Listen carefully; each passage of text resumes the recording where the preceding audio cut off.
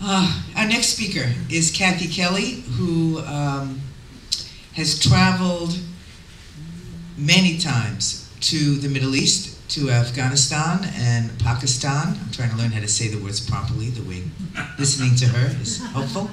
And what Kathy brings, in addition to the kind of policy approach that Anne was talking about, Kathy brings her experiences of sitting with the mom, sitting with the grandma, sitting with the kid, what it means.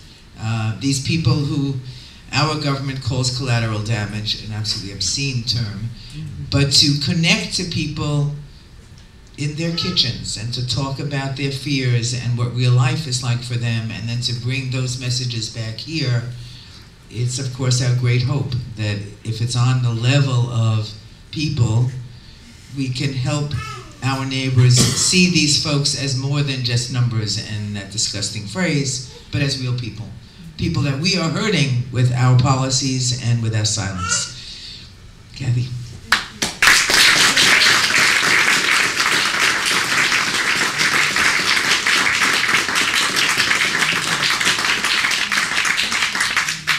Good evening. No place I'd rather be, except maybe Kabul. It's a real privilege to be back at the Art Rage again. Rose, thank you for opening up to all of us.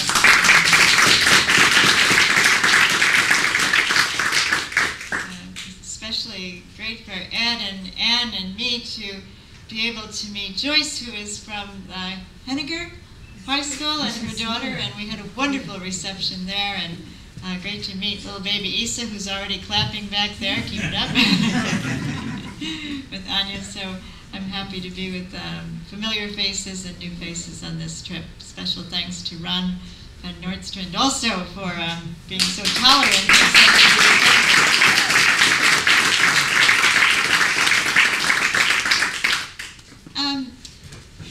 I'm not very adept at these machines, but I think taking a cue from Rose about being able, from Ray about being able to be face-to-face as much as possible. Some people in Australia made a video while our friend Hakim, who coordinates the Afghan Youth Peace Volunteers and whom Anne and I have met personally, and I several times, he was over in Australia. We were both team teaching a class in the Margaret River School, and so we can kind of do two things with this video. We can meet Hakim, and then he shows a video of children in the Bamiyan province who are just at play, but it's in the context of something pretty close to the drone manipulation, because he juxtaposes the play that these children are enjoying, and some of you probably did it when you were little too. It involves going down a steep hill with nothing underneath you, not even a cardboard board. He juxtaposes that with the kinds of videos that sell to enormous profit in our world today that have to do with killing people, teaching our little ones how to kill. So ideally, if I find my off switch by about 8 o'clock, we'll also be in touch with Hakim and some of the Afghan Youth Peace Volunteers in Kabul. They've been looking forward to this evening quite a bit. So Rose, thanks. If we could go to the video, that would be great.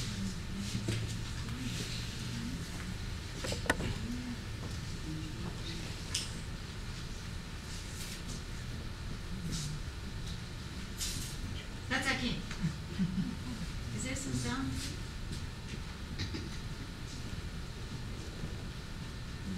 Put the hands to the hearts. If one of you could tell me where you think Afghanistan is, you'd probably be able to spot its name on that map. Your parents came. We're getting closer. Australia is getting closer to Afghanistan. Okay. Wow, that's very close. We're getting even closer. Oh, spot on. Afghanistan. We are here. It's quite a distance. I wasn't planned. I came on a boat, maybe. And you may have heard of country from so far away, travel that distance on a boat here to Australia. And why would they do that? That's right. To get away from a war, it must be hard, isn't it? The Red Cross says that it is the worst security situation in the past 30 years. Wow, that's a long time, isn't it? They've been fighting for a long, long time. Some of you may know that the US, together with the coalition forces and certainly some Australian troops, are there. And they've been there over the past 10 years. But yet, security is getting worse. People want to run away, come all the way from there down to Australia. I'm going to show you a little video. Some children are playing in Afghanistan, and they're playing near my village. I live in a mountain village in the center of Afghanistan. It's beautiful. It's mountainous, cold in winter, and the children there love to play. They play with simpler things than we do in other parts of the world, but they play. The video starts off with a little disturbing little scene of a picture taken from a video game. What this video game is about, it's just one little picture, but it does have something about the video game that I've had the opportunity to think together with Afghan friends there about the world at large, about a world outside of Afghanistan, and how other children play, how they play, and how we want to live.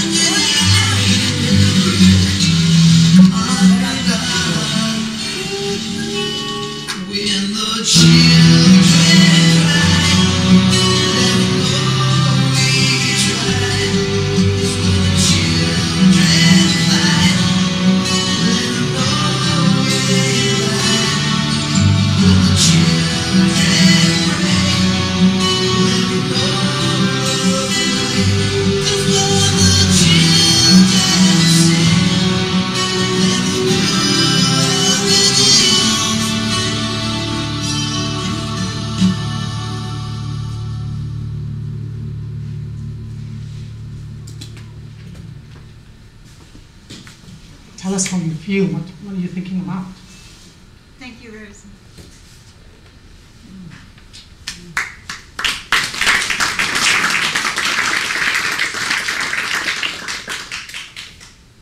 So the children, even at that age, work so very hard.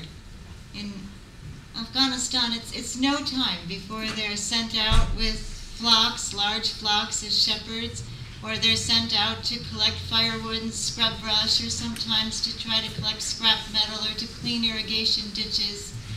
And now it's become particularly risky for children to go out and do that work. On February 8th, this month, February 8th, there were 8 children who were out on a hillside. They were grazing with the flocks, and A United States helicopter gunship came overhead, shot them all dead. It's like the My Lai massacre.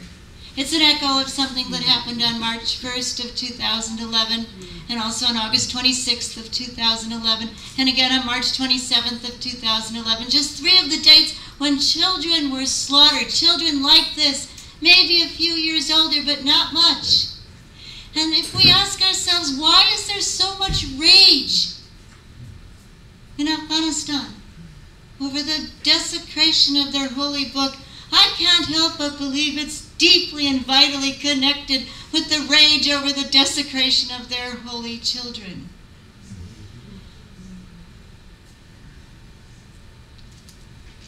I was coming back from Kabul and trying to just catch up with news reports, and I read one that I thought, no, this cannot be. This just is not possible. But I've been researching it this week, and now it actually comes from Forbes magazine, that Lieutenant General James, an Air Force lieutenant, had said between February 7th and 9th at a seminar that was held in Washington, D.C., that right now the Air Force is employing 65 to 70,000 analysts to pore over the data that drone surveillance feeds back into the Air Force annals, so that they can, and get this now please, so that they can better understand patterns of life in Afghanistan. And the RAND Corporation said, well, really they need about 100,000 such analysts in order to pore over the details. I mean, now they can actually tell the footprints of people who are deemed to be insurgents. They can see their footprints in the sand, and so they couldn't tell that those were children on the mountainsides. They couldn't tell that those were women on February 21st when a 3-car convoy was attacked and the first 2 cars were directly hit. The women in the second car had tried to jump out and wave their scarves and say, civilians, civilians. What good are the 100,000 analysts? You can't talk to Fazila. She's now 25 years old. I spoke with her when I was in Kabul last week. She's a widow now. She was married 6 years ago. Her son Aimel is 5 years old. And she has to tell young Aimel that his father was killed by a computer from the United States. And now she lives with her mother-in-law. And actually she's kind of lucky in a way, because there were others. There were 6 of them killed that night. They were sitting in a garden. And all of a sudden, they were targeted and they were killed by Hellfire missiles. And Fazila, her mother-in-law, other people in the town, they're utterly bewildered. As the mother-in-law put it, they don't ask questions like, who is that? Who was that? There's no accountability, says the mother-in-law. And Fazila now lives with her mother-in-law with no reliable source of bread. And really where I was in Afghanistan, I was also luckier than most, but all we ate was bread and rice. The pipes were frozen. We had a well outdoors that would have worked if there was electricity, but most days there wasn't electricity, certainly not for 24 hours a day, and sometimes not even for 2 hours a day, so we ended up melting snow so that we'd have water. And so you can imagine when there's no breadwinner, there's no reliable source of bread, this becomes a tremendous hardship for the mother-in-law, for the child, for Fazila. And she doesn't really have anyone that she directs blame at. It's a machine. But in a sense, our culture is becoming like a machine that churns out war after war after war. And Fazila knows what the end product is, charred bodies and burned limbs. And she says, I don't want this to happen to anyone. And she closed the conversation saying, and I want the United States troops to go. And I know the 100,000 analysts, I have no idea how much they're paid, but I know they can't be paid or be equipped to understand Fazila. But it's our job. It's our work. I'm just going to read a quote from the Reverend Dr. Martin Luther King, molding a recalcitrant status quo with bruised hands until we have fashioned it into a brotherhood and a sisterhood, molding a recalcitrant status quo with bruised hands. Think of the hands of those little kids going down the mountainside, holding the hands of those children, molding a recalcitrant status quo with bruised hands until we have fashioned a brotherhood and a sisterhood. So let us feel the anger that's normal to feel.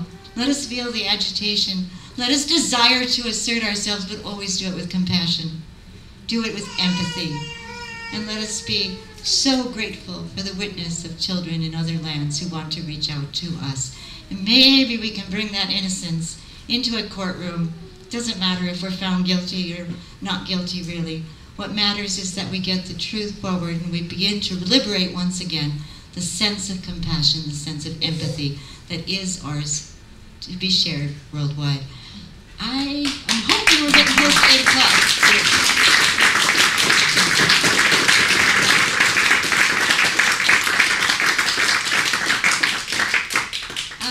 Does anyone know what time it is? That's 7 up. 7 up, okay. So the way these Skype calls work, and they've got a wonderful history because this is really how we ever connected in the first place. I think some of you have heard this before. But we were doing a fast in Washington, D.C., and Bob Cook from Metro Pax Christi said, you know, there are these kids that are fasting with you in Afghanistan. And we said, what? And it turned out they had set up a pup tent in Bamyan, and it's freezing over there in January. And it was completely abnormal for young teenagers to assemble to fast in accompaniment with Westerners. But we were fasting because of Guantanamo and Bagram and the many places where people are being held without charge and sometimes tortured and sometimes killed. And so these youngsters thought, well, this is something we want to be part of as well. So we had a Skype conversation with them, a bit like what we'll have, I hope, tonight. And at one point, Carmen Trota said, you know, it's Martin Luther King's birthday. Do you think we ought to try to tell them who Martin Luther King was? And I said, yeah, it's a free country. Go ahead, take the mic. And so Carmen is trying to launch into an explanation about this person, the Reverend Dr. Martin Luther. And then there's a commotion at the other end, and it was the kids jostling to see which one would give their memorized quote first from Dr. King's speeches. So that's the way they are. The very first time I met them, we sat in a very simple room at the Zuhak Guest House. I'll never forget the Zuhak Guest House, the most primitive place I've ever been in. They actually would slaughter animals on the rooftop and bump them down the stairs in these bloody sheets, and then you go to your bed and there's a bloody sheet on the bed. So I could see why the kids were in the pup tent. But we sat down in the guest room, and they had arranged a really perfect dinner. And their first question was, they didn't know me at all, so I think they called me Madame Kathy. Just could you tell us about that trial for the drones in Nevada? So they really are an amazing, amazing group. So at 8 o'clock, we're hoping that our friend Doug, who is in Olympia, Washington, might be giving us a contact via Skype. Otherwise, we'll use Skype credits and call over to Kabul, Afghanistan. I do also want to say that it's easy to be in touch with them. Every 21st of the month, they have what's called a Global Day of Listening, a Skype phone call that anyone can be part of. But the action that they planned, I was really pleased to be with them last week. They put finishing touches on a plan both to do a caravan between provinces in Afghanistan, which is a very brave thing to do, and also to try to do a walk between two cities. And then on December 10th, Human Rights Day 2012, so it gives us some time to plan if we'd like to be in solidarity, they want to light 2 million candles worldwide in commemoration of people who have been killed over 3 decades of warfare in Afghanistan. Why 2 million candles? Last spring, some of us were together with them. Martha was there, and anyone else here? Anyway, we were with them, and they lit candles to commemorate 9 children who'd been killed by a helicopter gunship on a mountainside in Kunar. And they named the 9 children, and as they were naming the names, one man, Fida, burst out in rage. He said, What about the 2 million killed? Don't just name 9, you should be naming all 2 million. And it was something that could have caused young people to kind of shun him. In fact, he had said something very harsh to one of them later. He said, "You're naive and you don't understand about the Taliban." And young Abdullah said, "Excuse me, but I do. The Taliban killed my father." And Fida was still in such a rage, he said, "Well, they should have killed you too." And what these youngsters did was just kind of look after him, carry his briefcase, make sure he got across the busy, crowded, impossible to cross streets. Okay, welcomed him to come on over, got to know his 2 sons, and now Fida goes to visit them every day. But they've really taken seriously what he said about the 2 million. So they're going to call for the lighting of 2 million candles as an organizational tool. This actually, I've seen it start to work. It's a very good plan because it's bringing together different groups that have had reasons to be divided in Afghanistan, in Kabul. I've seen them almost like a pilgrimage come to this almost primitive place where the young people live together in Kabul and say, yeah, we'll be on board with that. So it's already starting to grow there. But they need us here in high schools and community colleges and universities to stake out a place. It may be a Columbia Park or someplace here in Syracuse where people might gather. Lemoyne students are planning to do it. And just get a lot of candles and light those candles. And what they're asking for is for all parties to the conflict to lay down their weapons and allow negotiation to go forward. And they particularly would like to seek the United Nations assistance in helping to mediate that idea to all parties to the conflict. So that's something to look forward to on December 10th.